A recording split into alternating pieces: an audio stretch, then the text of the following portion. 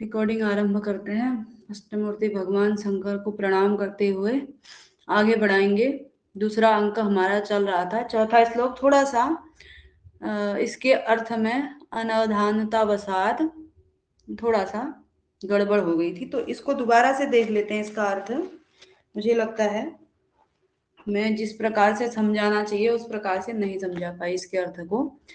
तो यहाँ पर क्या कह रहे हैं, यहाँ पर क्या था प्रसंग पहले देख लेते हैं कि दूसरे दूसरे अंक का आरंभ हो गया है। प्रातः काल विदूषक ने बहाना बनाया कि मेरे शरीर में दर्द हो रहा है, आज शिकार इत्यादि के लिए नहीं जा सकते हैं। उसके बाद फिर सेनापति आता है, तो सेनापति राजा की तरफ देखते हुए कहता है कि महाराज जो हैं ये निरंतर ये मृगया में दोष होने पर भी महाराज को केवल गुण ही गुण नजर आते हैं। और महाराज की स्थिति कैसी हुई है। गुड मॉर्निंग प्रियांशी जी। कल का ही श्लोक थोड़ा सा अर्थ बताने में उतनी स्पष्टता नहीं आई, तो दोबारा देख रहे हैं। तो महाराज क्योंकि महाराज जो हैं वो कैसे हो रखे हैं, महाराज की स्थिति बता रहे हैं। क्या कह रहे हैं, गिरिचरः नाग इव, पर्वतों में विचरण करने वाले नागः इव, यानी कि पर्वतों में विचरण करने वाले हाथी के समान।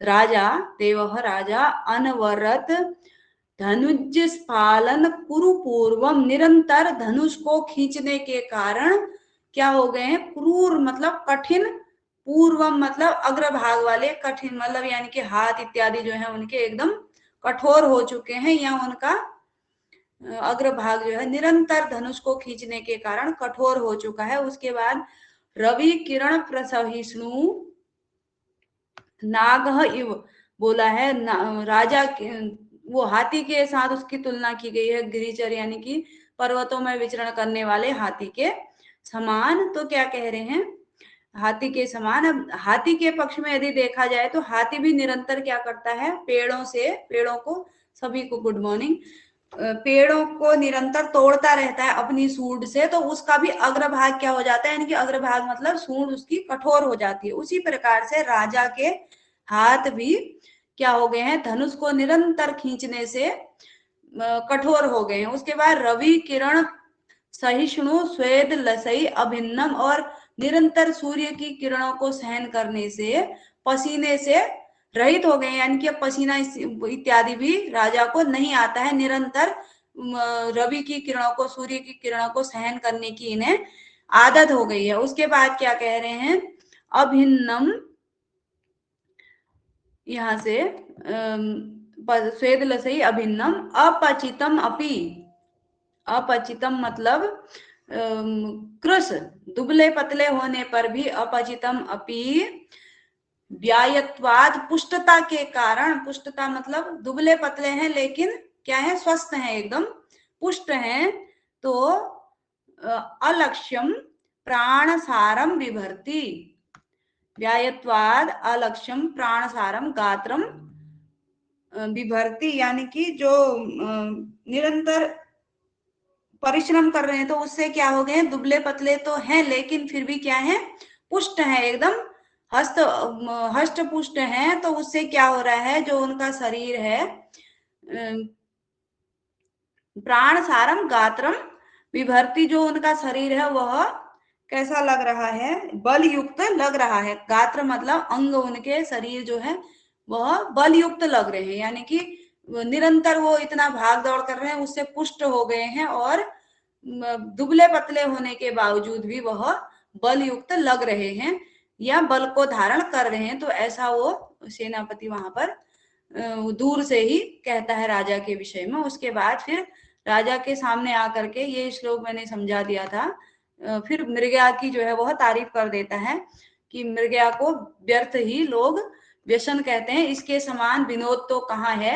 इससे क्या हो जाता है, मेदच्छेद कृशोदरम, पेट जो है वो छेद हो जाता है मेद के, यानी कि जो चर्बी है वह नष्ट हो जाती है। और उत्थान योग्यम वपु, हल्का हो जाता है शरीर।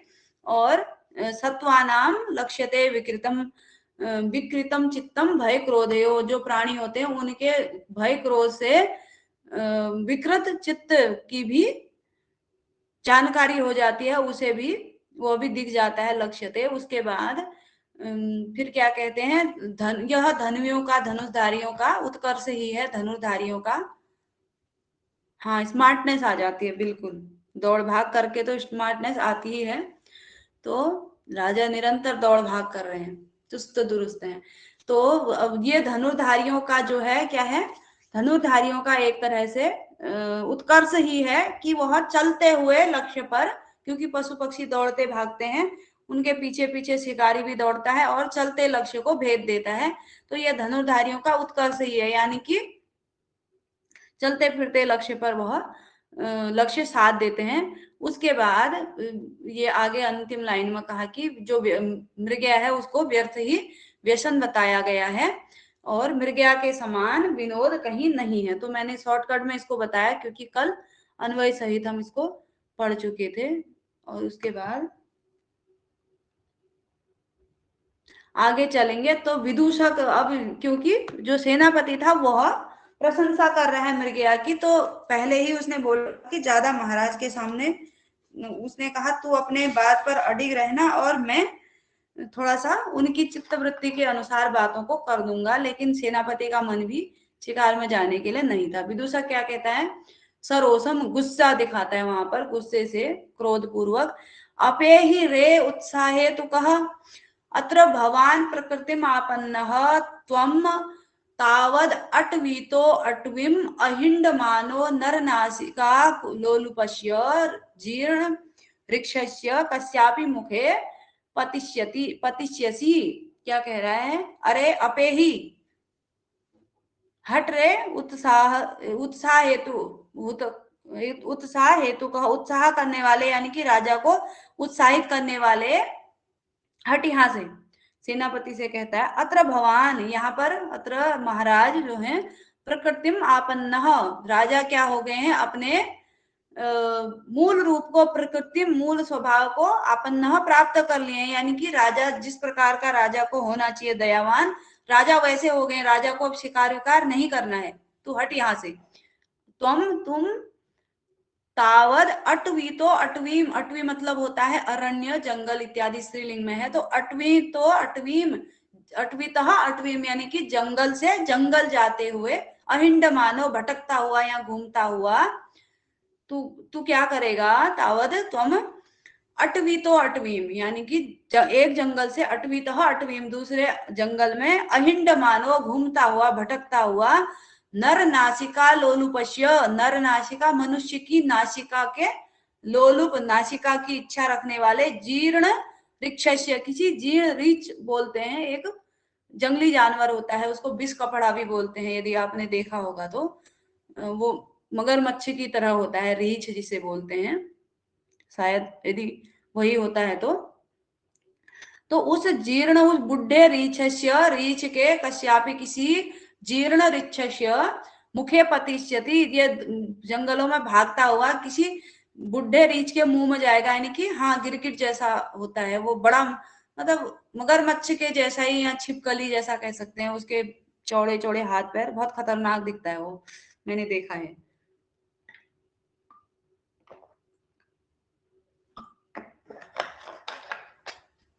तो उसके मुंह में गिरेगा, यानी कि उसके कोई ऐसे भाग भाग के जंगल में इधर उधर कोई रीछ खाए रखेगा तुझे, ऐसा कहने का भाव है।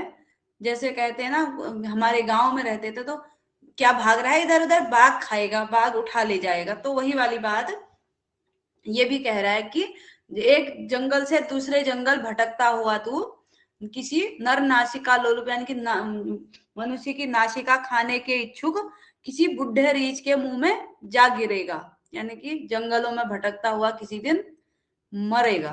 इस तरह की भाव वहां पर उसको राजा जो है, नहीं सॉरी, विदूषक जो है वो सेनापति से कहता है राजा को, मतलब आज वो शिकार करने नहीं जाना चाहते हैं, उसके बाद भी तू जो है उनको शिकार की तरफ फिर से आकर्षित कर रहा है। फिर राजा क्या कहते हैं, भद्र सेनापते, हे श्रेष्ठ सेनापति, हे सेनापति, आश्रम सन्निकृष्टे स्थिता स्मः, हम क्या है, आश्रम सन्निकृष्टे स्थिता स्मः, हम आश्रम के पास में ही हैं, अतः ते अतस्ते वचो न अभिनंदामि, अब इसलिए तुम्हारे वचनों का अभिनंदन नहीं करता हूं, तुम्हारे वचनों का पालन नहीं करता हूं।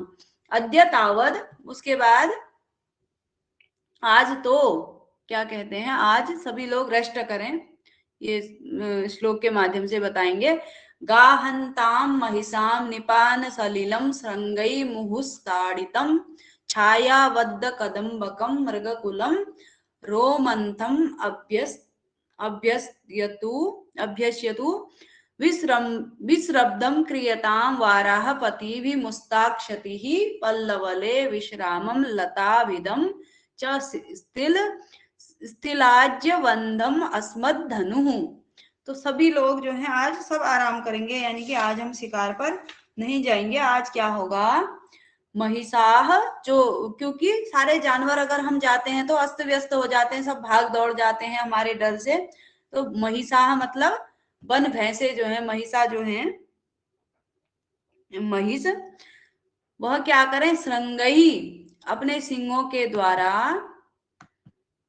श्रृंगई मुहु ताड़ितम निपान सलिलम गाहंताम, जो महिष हैं वह महिषाह श्रृंगई, अपने सिंगों के द्वारा, मुहु मतलब बार बार ताड़ित किए जाते हुए, मतलब जल में क्या करें, गाहंतम, निपान सलिलम गाहंताम,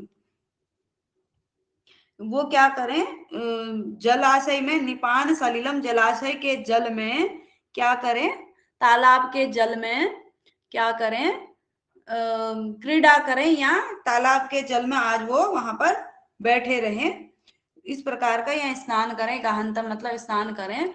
तो वो आज दिन भर जो महिष हैं, जो भैंसे हैं, वह श्रृंगई, अपने सींगों के द्वारा, मुहु ताड़ितम, बार बार ताड़ित किए जाते हुए, यानी कि भैंसों को यदि आपने नहाते हुए देखा होगा, बड़े बड़े सींग होते हैं, तो मुंडी से जब उसको पानी को इधर उधर करते हैं तो सींगों से ऐसा लगता है पानी को चीर रहे हों।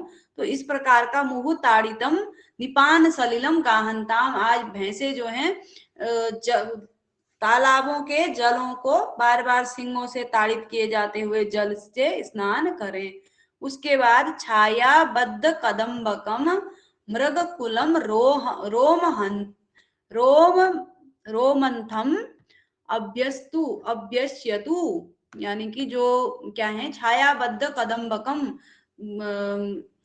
कदम्ब वृक्ष की छाया के नीचे, मृग कुलम, मृग परिवार, मृग लोग जो हैं वह क्या करें, रोमंथम, रोम मोथा एक घास होती है, नागर मोथा जिसे कहते हैं, उस घास को क्या करें, नहीं सॉरी, रोमंथम का अभिप्राय है क्या करें, वह जुगाली करें, रोमंथ वो बराह के लिए प्रयुक्त हुआ है, रोमंथम मतलब जुगाली करें, वो क्या करें, मृग समूह जुगाली करें, जुगाली का अभ्यास करें।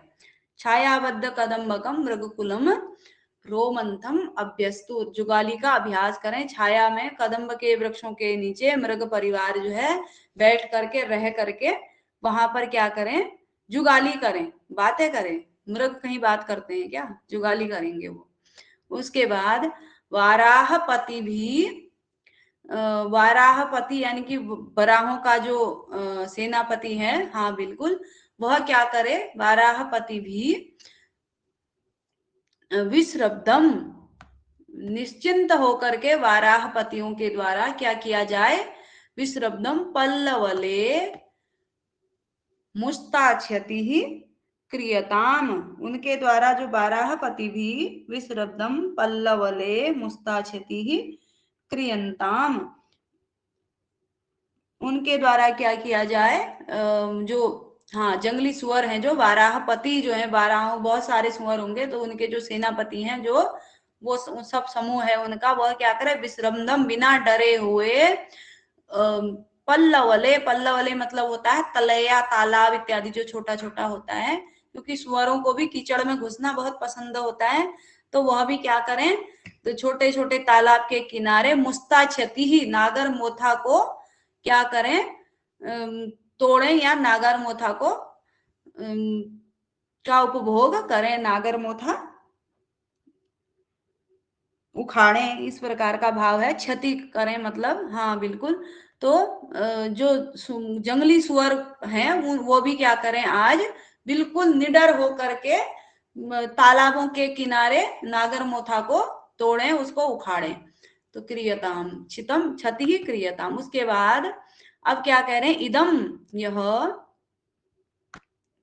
असमत धनु, हमारा जो धनुष है वह क्या करे, शिथिल आज्यबंध, यानी कि शिथिल इज्जा मतलब वो क्या होता है, उसकी प्रत्यंचा, शिथिलज्जा वंद, अपनी जो इसकी प्रत्यंचा है उसको, वंदम विश्रामम लभताम, हमारा धनुष भी जो है अपनी प्रत्यंचा को शिथिल रख करके आज क्या करे, आराम करे। धनुष भी थक गया है रोज रोज, तो आज धनुष भी आराम करे, हम भी आराम करते हैं, सब आराम करें। आज सबको छूट है, कोई शिकार नहीं करेगा। आशा करती हूँ समझ में आ गया होगा।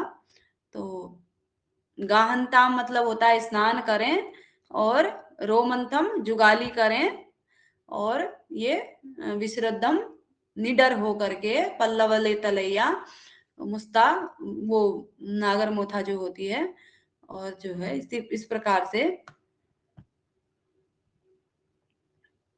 शब्दार्थ भी सामान्य रूप से समझ में आया होगा। उसके बाद सेनापति यत प्रभविष्णवे रोचते, जो प्रभु को क्या है, मंजूर हो, जो महाराज को अच्छा लगे।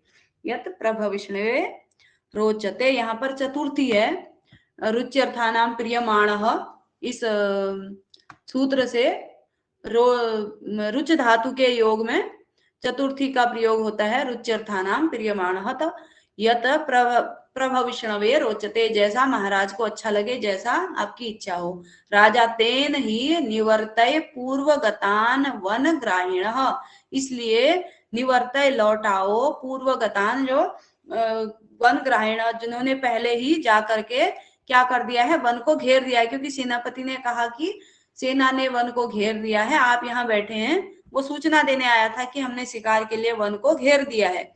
तेन ही निवर्तय पूर्वगतान वन ग्रहण, जो पूर्व में वन को ग्रहण घेरने के लिए गए हुए हैं, उनको क्या करो, लौटा दो।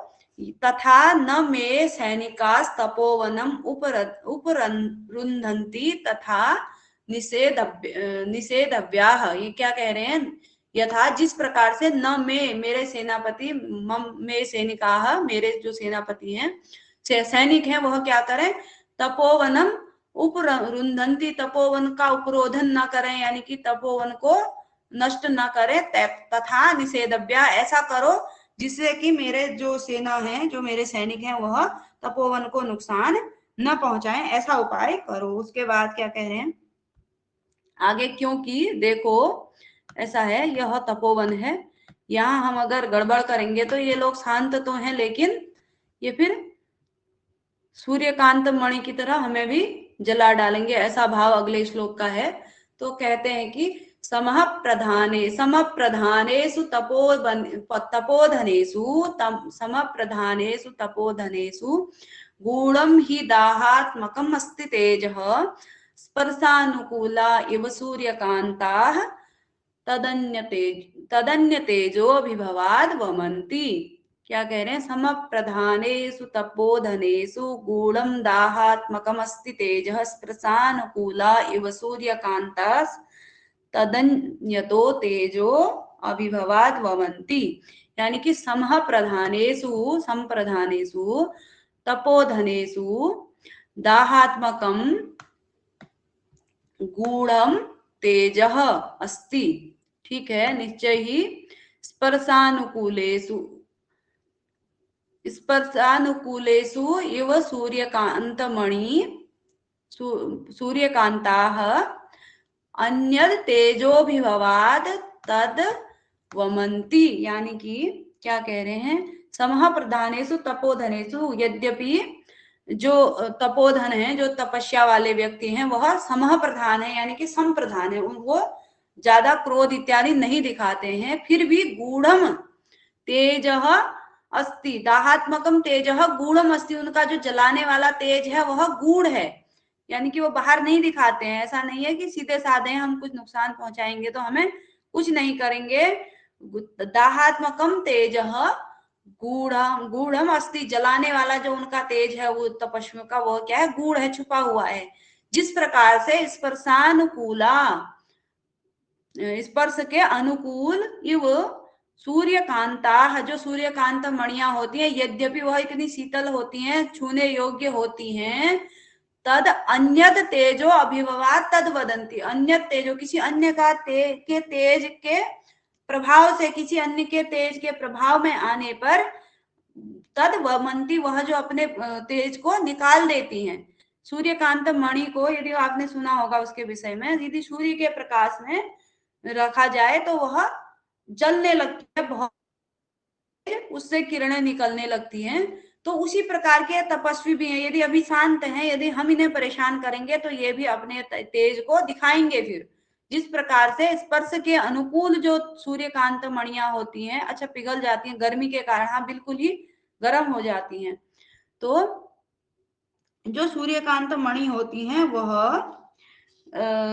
स्पर्श के अनुकूल होने पर भी यदि किसी अन्य के तेज के सम्मुख आ गई, किसी अन्य के तेज से क्या हो गई, संपर्क में आ गई, तो तद वमंती, अपने जो अंदर जो छुपा हुआ तेज है उसको निकालते हैं, यानी कि बहुत ही तेज युक्त सूर्य के प्रकाश में वह होती हैं, अन्यथा बहुत ही शीतल रहती हैं। आशीष भैया भी बहुत समय बाद आज जुड़े हैं, स्वागत है आपका। तो इस प्रकार से क्या होता है, तो ये जो है तपस्वियों को ज्यादा छेड़छाड़ करनी नहीं है, ऐसा भाव है। तो सरल ही है, समझ में आया होगा। उसके बाद आगे चलेंगे। सेनापति यद आज्ञापयति स्वामी, स्वामी जैसी आज्ञा दें, ऐसा सेनापति कह रहे हैं। उसके बाद विदूषक क्या कहता है, विदूषक ध्वंसताम ते उत्साह वृत्तांतः, तेरा जो उत्साह है, यानी कि जो मृगया के लिए राजा को उत्साह कर रहा है, तेरा उत्साह बढ़ाने वाली बातें जो है क्या हो जाए, ध्वंस हो, नष्ट हो, तेरी उत्साह बढ़ाने वाली बातें। ठीक है, तो जैसे तेरे मुंह में कीड़े पड़ जाएं, बकवास मार रहा है, ऐसे लोग बोलते रहते, तो मित्रवत है, तो कह रहे हैं तेरी उत्साह बढ़ाने वाली बातें नष्ट हो, नाश हो, तेरा सत्यानाश हो। फालतू में राजा नहीं जा रहे थे, उनको भी फिर से जो है उत्साहित कर रहा है, तो ऐसा विदूषक कहता है। उसके बाद राजा क्या कहते हैं, परिजनम विलोक्य सेनापति निष्क्रांत, सेनापति, सेनापति लौट जाता है, राजा ने मना कर दिया शिकार के लिए। उसके बाद क्या कहता है, परिजनम विलोक्य, राजा परिजन मतलब होता है सेवकों को देख करके, अपनयंतु भवत्यो मृगया वेशम, आप लोग भी जो है मृगया का वेश जो आपने धारण किया है उसको क्या कर लें, अपनयंतु बदल लें, उतार दें अब, क्योंकि मृगया के लिए सैनिक जो है अलग प्रकार के वस्त्र पहने रहते होंगे, तो उन्हें क्या करें आप हटा दें या बदल दें। रेवतक, हाँ विदूषक लोग, क्योंकि एक मजाकिया टाइप का पात्र होता है ना, तो राजा को भी बोल देता है कुछ भी और सभी को कुछ ना कुछ बोल देता है।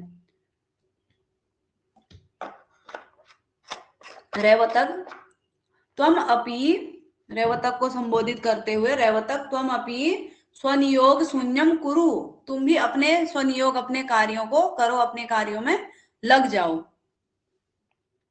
आप भी जो है अपने कार्यों में लग जाओ। उसके बाद परिजन यद देव आज्ञापयति, जैसी देव मतलब राजा, देव आज्ञापयति, जैसी देव आज्ञा दें, जैसी महाराज आज्ञा दें, ऐसा परिजन यानी कि सेवक कहते हैं।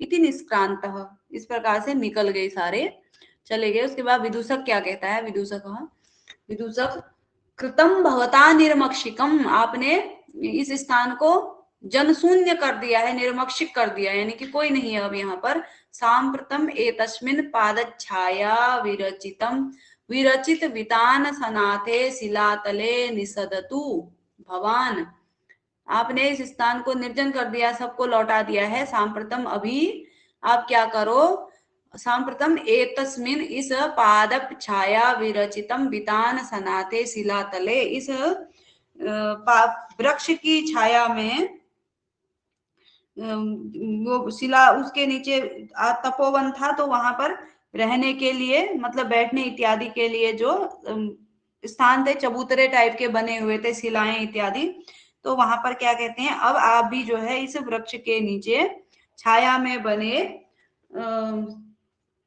वितान सनाते, यानी कि बैठने के लिए जो स्थान बनाया गया है, उसमें क्या करें, विरचितम वितान सनाते रहने के लिए विरचितम निर्मित किया गया, जो बैठने के लिए बनाया गया, ऐसे शिलातले शिलातल में निसदतु भवान, आप भी जो है इसमें बैठे, यहाँ पर विश्राम करें।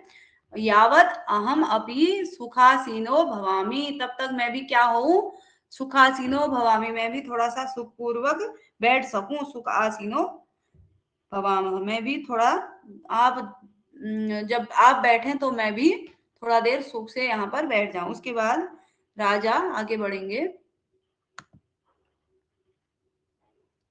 गच्छ अग्रतः, आगे चलो, राजा क्या कहता है, चलो आगे चलो। विदूषक ए तु भवान, आइए भवान आप आइए।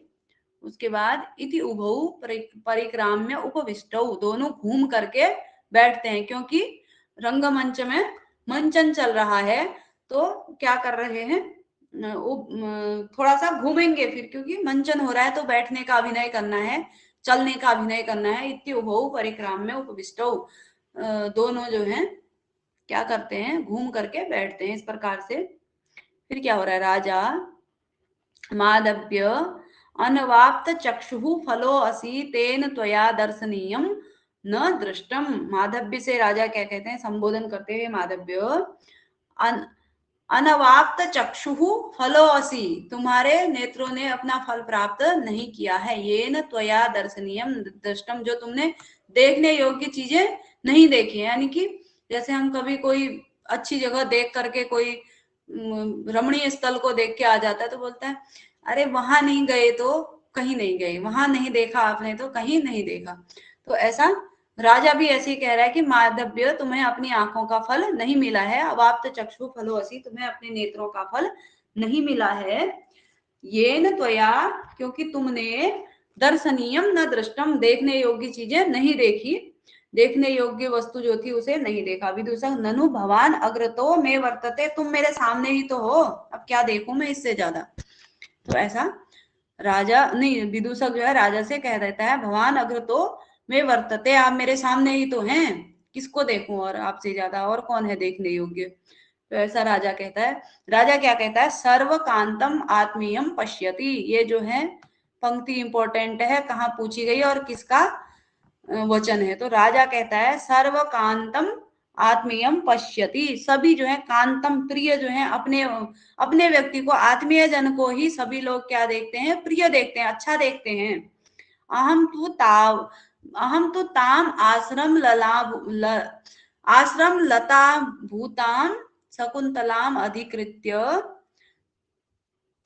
ब्रवीमी, मैं जो हूं ताम उस आश्रम ललाम भूताम अभूताम शकुंतलाम अधिकृत्य ब्रवीमी, मैं जो हूं उस आश्रम की शोभा बढ़ाने वाली, लला शब्द का प्रयोग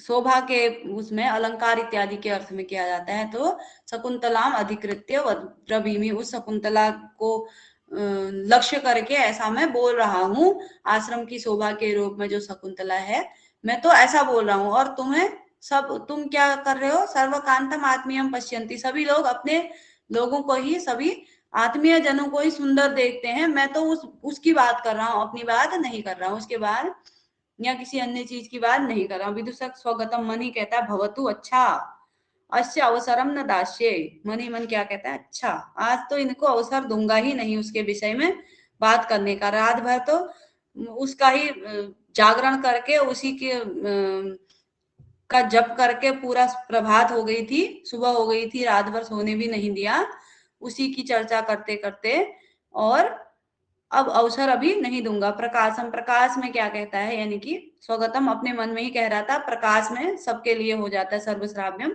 तो भो वयस्य, हे मित्र, ते तापस कन्या अभ्यर्थिनिया दृश्यते, आप जो है तपस्वी कन्या के लिए इच्छुक दिखाई पड़ रहे हैं, अभ्यर्थिनिया दृश्यते, आप जो हो तपस्वी कन्या के प्रति इच्छुक दिखाई दे रहे हैं।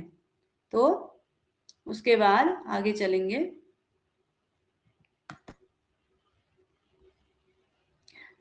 राजा क्या कहते हैं, तो राजा सखे, अच्छा एक पंक्ति शायद इसमें होनी चाहिए, छूट रही है, मैं देखती हूँ।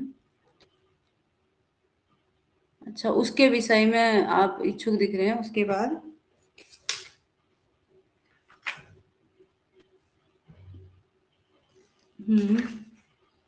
हाँ वही होगा। उसके बाद अगला अगला डायलॉग आता है। ये पीडीएफ बनाने में थोड़ा सा गड़बड़ हो जाता है ना, ठीक है, वो पेज इधर उधर हो जाते हैं तो कभी आगे पीछे हो जाता है। सखे राजा क्या कह रहे हैं, हे मित्र, क्या है, निवारित निमेषाभिनेत्र पंक्ति भी उन्मुख नवाम नवाम इंदु कलाम लोक केन भावेन पश्यति। उसने कहा, विदूषक ने, हाँ विदूषक ने क्या कहा कि आप जो हो उस तपस्वी कन्या के विषय में इच्छुक दिख रहे हो। तो अब राजा क्या कह रहा है, उन्मुख लोक, उन्मुख लोक केन निवारित निमेषा भी नेत्र पंक्ति भी केन भावेन पश्यति नवाम इंदु कलाम केन भावेन पश्यति, यानी कि उन्मुख लोक, ऊपर को मुंह किया हुआ लोग यानी कि संसार या हम सब लोग ऊपर की तरफ मुंह अभिमुख हुए, निवारित निमेषा भी मतलब बिना पलकों को झपकाए, नेत्र पंक्ति भी नेत्र पंक्ति के द्वारा, नवाम इंदु कलाम नई नई इंदु कलाओं को, चंद्रमा की कलाओं को, केन भावे न पश्यति किस भाव से देखते हैं, यानी कि संसार जो है सभी जो है नई नई इंदु कलाओं को देखते हैं, लेकिन क्या इंदु कलाएं चंद्रमा उसे उन्हें प्राप्त होता है, केन भावेन पश्यति। तो उसी प्रकार से मैं भी उसको देख रहा हूँ, यानी कि वो मिल पाती है नहीं मिल पाती है, प्राप्त होगी या नहीं, लेकिन जिस प्रकार से संसार चंद्रमा को बिना टकटकी लगाए चंद्रमा की तरफ देखता है, बिना पलक झपकाए, उसी प्रकार से मैं भी उस शकुंतला को देख रहा हूँ, यानी कि उसके प्रति लालायित हूँ, लेकिन अब मिलेगी नहीं मिलेगी वो तो बाद की बात है। ऐसा भाव राजा ने प्रकट किया। तो सरल ही था, समझ में आया होगा, छोटा सा श्लोक। उसके बाद नहीं आएगा तो बता दीजिएगा, ठीक है, दोबारा बात करेंगे उस पर। विदूषक क्या कहता है, विहस्य हंस करके, यथा कश्यापि पिंड खजुरई उद्वेजितस्य तिंतणियाम अभिलाषो भवे तथा स्त्री रत्न परिभागिणो भवतः इयम अभ्यर्थना। वो विदूषक हंस करके क्या कह रहा है, जैसे यथा कश्यापि किसी पिंडर खजूरई उद्वेजित, यानी कि खजूर पिंड, एक खजूर का जो फल है उससे उद्वेजित यानी कि उबा हुआ व्यक्ति जिसका मन भर चुका है उससे, तिंतणियाम अभिलाषो, तिंतणी यानी वो इमली होती है, इमली का अभिलाषी होता है, उसी प्रकार से स्त्री रत्न परिभोगिणो भवतः इयम अभ्यर्थना, बहुत सारी स्त्रियों का, क्योंकि राजा की बहुत सारी पत्नियां थी, तो उनका परिभोगिणों, उन सबका उपभोग करने वाले आप यहाँ पर ऐसी इच्छा रख रहे हैं, जिस प्रकार से खजूर के फल से बोर होकर के कोई व्यक्ति इमली की अभिलाषा करता है, क्योंकि कुछ मीठे के बाद कुछ खट्टे की अभिलाषा करता है, जिस प्रकार से वैसे ही आप भी जो है स्त्रियों के परिभोगी होते हुए क्या कर रहे हो, आपकी भी यही स्थिति हो रही है, आप भी ऐसी इच्छा व्यक्त कर रहे हो, यानी कि आपके अंतःपुर में इतनी स्त्रियां हैं और सुंदर सुंदर स्त्रियां हैं, उसके बाद भी आप जिस प्रकार से कोई पिंडर खजूर से या खजूर के फल से वो होकर के बोर होकर के या उबे हुए होने के बाद इमली की इच्छा करता है, उसी प्रकार से आप भी ये इस प्रकार की यहाँ पर इच्छा व्यक्त कर रहे हैं। तो उसके बाद राजा न तावद एनाम पश्यसी येन येन अवम अपवादी अपवादी ही येन एवं वादी ही, न तावद एनाम पश्यसी, जब तक उसे नहीं देखते हो, ये न तब तक एवं वादी ही, ऐसा ही बोलोगे तुम, जब तक तुम उसको देखते नहीं हो तब तक वैसा ही बोलोगे, यानी कि वो इतनी सुंदर है, यदि देख लोगे तो फिर तब पता लगेगा तुमको कि वास्तव में राजा ठीक कह रहा था। तो ऐसा जब तक उसे नहीं देखते हो, तावद एनाम पश्यसी न तावद एनाम पश्यसी, जब तक उसे नहीं देख पाते हो तब तक ऐसा ही बोलोगे। उसके बाद विदूषक क्या कहता है, विदूषक तत खलु रमणीयम यद भवतो अपि विस्मयम उत्पादयति, अच्छा वो वास्तव में क्या होगी, खलु निश्चय ही, रमणीयम रमणीय होगी, यद भवतो अपि, आप भी जो है क्या कर रही हैं, यद भवतो अपि, आपको भी विस्मय उत्पादयति, आपको भी विस्मय आश्चर्य उत्पन्न करा रही है। यानी कि तुम इतने बड़े राजा होते हुए और तुम्हारे अंतःपुर में इतनी सुंदर सुंदर पत्नियां होते हुए भी तुम्हारे मन में आश्चर्य हो गया, इसका मतलब वह होगी तो वास्तव में सुंदर ही होगी। ऐसे तो तुम्हारा मन जो है ऐसे तो विचलित होने वाला था नहीं, ज्यादा सुंदर नहीं होती तो तुम इतना परेशान तो नहीं होते, पक्का सुंदर है। तो राजा वयस्य किम बहुना, और अधिक क्या कहें, यानी कि उसके बारे में और क्या कहें ज्यादा। तो ऐसा राजा कहता है। उसके बाद फिर श्लोक के रूप में उसका वर्णन करता है शकुंतला का। चित्रे निवेश्य परिकल्पित सत्वयोगा रूपोच्चयेन मनसा विधिना कृतानु स्त्री रत्न सृष्टिरपरा प्रतिभाति सामे धातुर्विभुत्वम अनुचिन्त्य वपुश्च तस्याह। क्या कह रहे हैं, चित्रे निवेश्य धातु विभुत्वम, धातु मतलब ब्रह्मा का विभुत्वम, उनका जो है उनकी एक विशेषता है, या उनका सृष्टि की रचना शक्ति का सामर्थ्य है। धातु विभुत्वम तस्याह वपुः, उसका जो शरीर है, तस्याह वपुः च अनुचिन्त्य में सा विधिना चित्रे निवेश्य परिकल्पित सत्व योगा मनसा नुरूपोच्चयेन कृता अपरा स्त्री रत्न सृष्टि ही प्रतिभाति, अपरा स्त्री रत्न सृष्टि ही प्रतिभाति। तो क्या कह रहे हैं कि ये जो धातु विभुत्वम तस्याह वपुः, धातु यानी कि विधाता का सामर्थ्य है, ऐसी निर्माण शक्ति है विधाता के पास, ऐसी सृष्टि रचना करने की शक्ति है। तस्याह वपुः, उसका शरीर च अनुचिन्त्य, उसके शरीर को धातु की सृष्टि रचना की शक्ति, और तस्याह वपु, और उसके शरीर को अनुचिन्त्य सोच करके, यानी कि एक तरफ मैं सोच रहा हूं कि ब्रह्मा जी ने सृष्टि की रचना की कितनी सामर्थ्य है उनके अंदर, ऐसी सुंदर आकृति बनाई है, और दूसरा उसके शरीर को सोच रहा हूं जब, तो क्या हो रहा है, मुझे क्या लग रहा है, सा विधिना चित्रे निवेश्य, विधि के द्वारा, तृतीया होगी ब्रह्मा जी के द्वारा, विधिना चित्रे निवेश्य, चित्र में निवेश यानी कि चित्र में स्थापित करके पहले उसको चित्र बनाया, फिर परिकल्पित सत्व योगा, और उसमें फिर प्राण सींच दिए, यानी कि तुरंत ये असावधानी से नहीं बनाया है, पहले क्या किया है, चित्र बनाया एकदम फिट, कहीं से न टेढ़ा न कुछ, पहले उसको चित्र के रूप में बनाया है। उसके बाद फिर क्या किया है,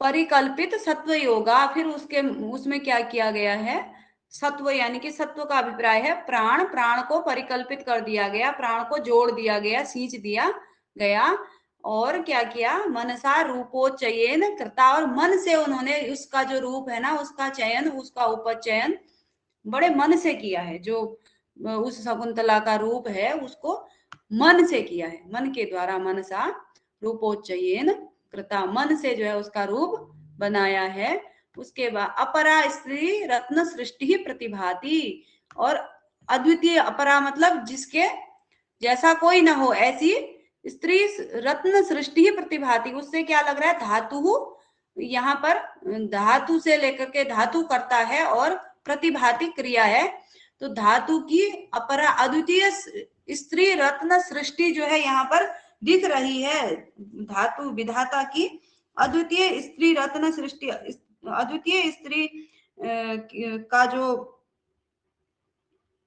निर्माण किया है, ऐसा उनकी जो शक्ति है वह यहाँ पर दिख रही है, ऐसा मुझे ऐसी प्रतीत हो रही है कि उनकी जो सृष्टि अद्वितीय स्त्री रत्न की निर्माण करने की शक्ति है वह यहाँ पर प्रतीत हो रही है। कहने का अभिप्राय यह है, यदि इस श्लोक का भाव आधुनिक गीतों से मिलाएं तो क्या होता है, तुझे फुर्सत से बनाया होगा कुदरत ने मेरे यार, एक गीत है वो मुझे याद आ रहा था कि ऐसा ही जो राजा है वह इसी प्रकार का वर्णन वहां पर कर रहा है कि भगवान ब्रह्मा ने उसे बहुत ही फुर्सत से बनाया है। पहले चित्र में बनाया, उसके बाद फिर उसमें प्राण का सिंचन किया और मन से उसके रूप का चयन किया है। तो वही बात है, बहुत फुर्सत से ब्रह्मा जी ने उसे बनाया है, बिल्कुल फुर्सत से बनाया होगा। तो वही सेम तारीफ हो रही है ना यहाँ पर, वो भी इसी प्रकार से करता है। एक इसमें 9वां श्लोक यदि आप लोगों ने ध्यान दिया होगा तो वह छूट गया है मुझसे, शायद पिछले पेज में है कि नहीं, ये इधर उधर हो जाते हैं।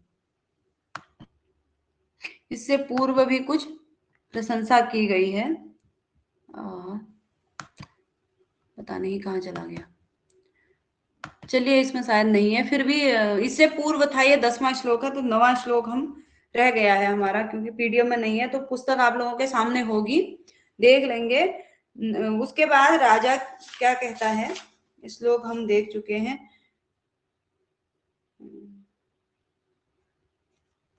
उसकी पहले क्या किया,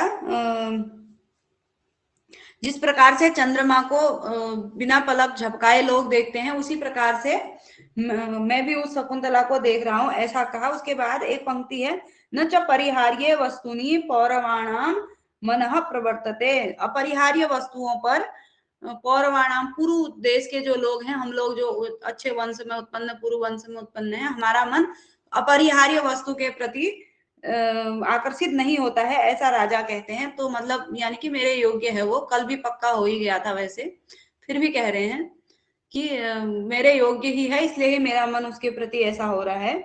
उसके बाद फिर आगे का उसके रूप के विषय में कहते हैं, बीच में क्या कहते हैं आप लोग सुन लेंगे यदि आपके पास पुस्तक होगी। 9वें नंबर पर एक श्लोक है, श्लोक के माध्यम से छोटा सा श्लोक है, आर्या छंद में ही है। तो क्या, सुर युवती संभवम किल मुनेरपत्यम, चेंज था उसमें। हाँ, ये ना अलग अलग राइटर की पुस्तकें हैं, तो कुछ कई पुस्तकों में बहुत अलग अलग होगा ये, फिर भी जो आपके में ये 8 नंबर पे था, ये आपके में 10 नंबर पे, हमारी बुक में ये 8 नंबर पे पहले ही था, 9 से पहले। हाँ कम श्लोक है ना, तो किसी में कम भी है। एक में मेरे में पहले वाले उसमें 36 या 35 श्लोक थे, जबकि 34 जो जिसको प्रमाणी माना जाता है 34 बताए गए। फिर भी एक्स्ट्रा पढ़ने में हमें कोई दिक्कत नहीं है, शब्दावली तब भी समझ जाएंगे यदि उसमें नहीं भी होगा तो। वह क्या कहते हैं, सूर्य युवती संभवम किल मुनेर अपत्यम तदुज्जित अधिगति तदुज्जिताधिगतम अर्कस्योपरि शीतलम च्युतम इव नवमालिका कुसुमम। यहाँ पर इसका जो भाव है, ये क्या कहते हैं, कण्व को यह शकुंतला कैसे प्राप्त हुई है, उसके विषय में कह रहे हैं कि शीतलम तत् अर्कस्य ऊपरी चितम, यानी कि अर्क मतलब होता है आग का जो धतुरा, आग जिसे कहते हैं, उसके वृक्ष के ऊपर अर्क, शीतलम अर्कस्य ऊपरी च्युतम नवमालिका कुसुम, नवमालिका का पुष्प, चमेली भी कहते हैं नवमालिका को। नवमालिका का कुसुम जिस प्रकार से धतुरे के ऊपर गिर जाता है, उसी प्रकार से ये जो सूर्य युवती संभवम, यानी कि जो ये सूर्य युवती अप्सरा से उत्पन्न कन्या है, वह भी तथा मुने अपत्यम, मुनि की पुत्री के रूप में, मुनि की संतान के रूप में, उज्जिता अधिगतम, यानी कि सूर्य युवती के द्वारा, अप्सरा के द्वारा छोड़ करके मुनि को वैसे ही प्राप्त हुई है यह कन्या, जैसे हाँ अप्सरा से उत्पन्न सूर्य युवती संभवम। तो जिस प्रकार से एक धतूरे के वृक्ष के ऊपर, इतना अधिक इंपॉर्टेंट नहीं है, तो फिर भी हम भाव समझ जाते हैं, पीडीएफ में रह गया था, फोटो खींच के बनाती हूँ तो कुछ छूट जाते हैं।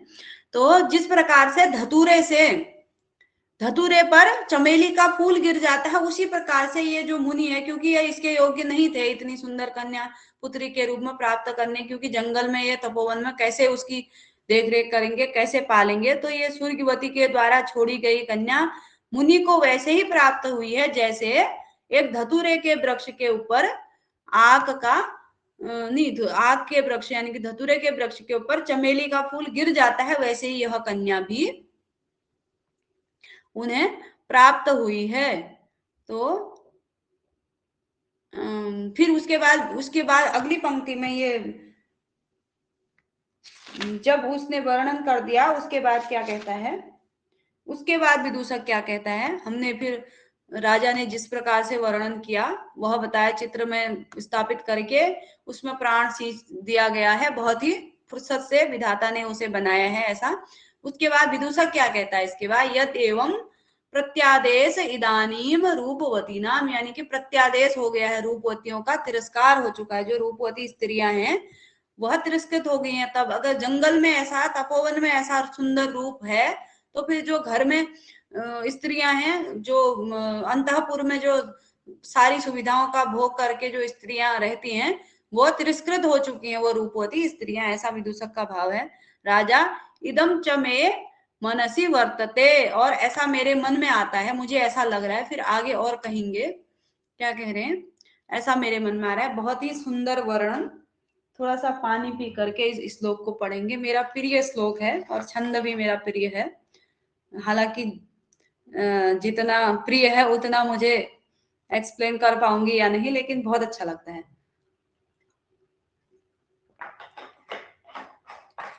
तो श्लोक का वाचन करेंगे। राजा कह रहे हैं कि मुझे ऐसा लग रहा है। अब कैसा लग रहा है राजा को, उसका आनंद लेंगे। अनाघ्रातं पुष्पं किसलयमलोनं कररुहै, ह्रणाविदं रत्नं मधुनवमनास्वादितरसम्, अखण्डं पुण्यानां फलमिव च तद्रूपमनघम्, न जाने भोक्तारं कमिह समुपस्थास्यति विधिः, न जाने भोक्तारं कमिह समुपस्थास्यति विधिः।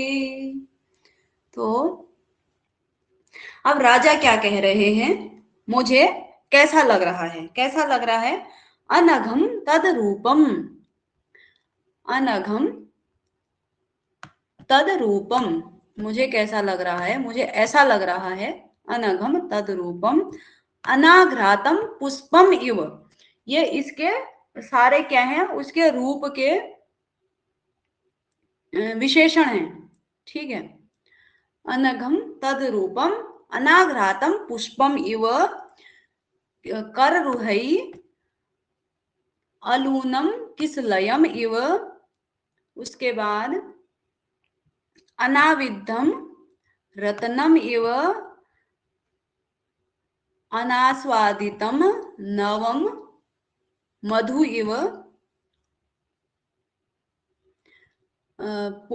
पुण्यानाम अखंडम फलम इव, और अरे भाई अपडेट नहीं करना है हमें, तो पुण्यानाम अखंडम फलम इव, तो उसका रूप कैसा है, फिर अगली पंक्ति में अगली बात कहेंगे, उसका जो रूप है वह कैसा है, तद रूपम, उसका जो रूप है अनघम, अनघ है यानी कि निष्कलंक है, बिल्कुल ही निष्कलंक उसका रूप है, और अनाघ्रातम पुष्पम, अनाघ्रात जिस पुष्प को किसी ने, अनाघ्रातम घ्राण सूंघने के अर्थ में नासिका को भी घ्राण बोलते हैं, तो अनाघ्रातम जिसे, जिसकी सुगंध को किसी ने नहीं लिया है, बिना सूंघे हुए पुष्प के समान, और कररुहै मतलब होता है नाखून। एक बार और अंत में सुना देंगे, पहले अर्थ समझ लें, क्योंकि सुनाया तो सुनाने को तो वाचन होता रहेगा, लेकिन अर्थ समझना है। कररुहै मतलब होता है नाखून, नाखूनों से अलूनम किसलयम कररुहै, अलूनम किसलयम यानी कि नाखूनों से, अलून मतलब न भेदे गए, किसलय के समान, किसलय नई नई कोपलें जो होती हैं, यदि आपने देखी होंगी वसंत ऋतु में जो वृक्षों में नई नई कोपलें आती हैं, उनको अगर आप हाथ लगाएंगे नाखून से तो निशान पड़ जाएगा, वो बहुत कोमल होती हैं। तो वैसी ही शकुंतला की को उसकी उपमा दी गई है उस किसलई की, जिसे कर रूहों से, जिसको नाखूनों से किसी ने भेदा नहीं है, जिसको किसी ने छुआ तक नहीं है, ऐसा हम कह सकते हैं, ऐसी वह शकुंतला है। उसके बाद अनाविद्धम रत्नम, ऐसा रत्न है जिसे विद्ध नहीं किया, जिसे कोई भी रत्न होता है उसको आकृति देने के लिए, उसको बनाने के लिए उसको ठोका पीटा जाता है, तो शकुंतला उस रत्न के समान है जिसे बिल्कुल भी किसी ने विद्ध नहीं किया है, जिसको किसी ने नहीं भेदा है। और अनास्वादित नवम मधु, नया जो नया नया शहद या रस जो होता है मधु के रस के समान, अनास्वादित यानी कि जिसका स्वाद किसी ने लिया ही नहीं है, ऐसे मधु के समान, ऐसे नवीन मधु के समान। और अखंडम पुण्यानाम फलम इव, अखंडम मतलब पुण्यों का जो फल होता है, अखंडित, जो फल खंडित नहीं हुआ, यानी कि जिसको पुण्यों का फल मिलता है, कि उसने कोई गलत कार्य कर दिया तो उसका फल खंडित हो जाता है। ये शकुंतला ऐसी है कि यह बहुत सारे पुण्यों का अखंड फल हो, जो पुण्यों का फल बिल्कुल भी नष्ट नहीं हुआ हो, ऐसा बहुत सारे पुण्यों का फल है यह शकुंतला। तो इस प्रकार का इसका जो है रूप है। कैसा रूप है? निष्कलंक रूप है। आज अष्टमी है तो बिल्कुल यहाँ पर समाप्त कर देंगे हम, अब लास्ट है। कोई नहीं, आप पूजा पाठ इत्यादि करें, फिर भी आप सुबह उठ जा रही हैं, ये बहुत खुशी की बात है। तो आपने कक्षा बाद में करने का कहा था, फिर भी आप समय पर आ रही हैं। उसके बाद न जाने, नहीं जानता हूं, या पता नहीं, भोक्तारम कम यह समुपस्तास्यति, विधि, विधि जो है, विधि यानी कि ब्रह्मा न जाने किसे,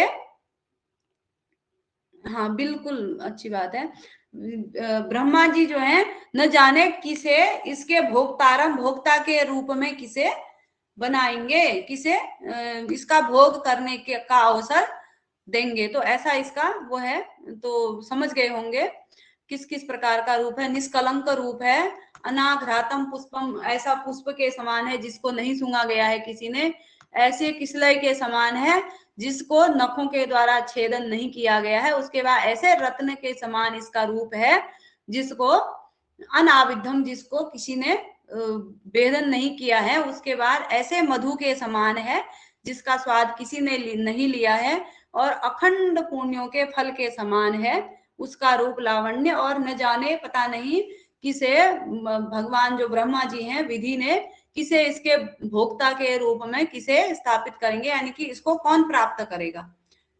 बिल्कुल कोई बात नहीं, और धन्यवाद आप सभी का, आपने सुना इसको।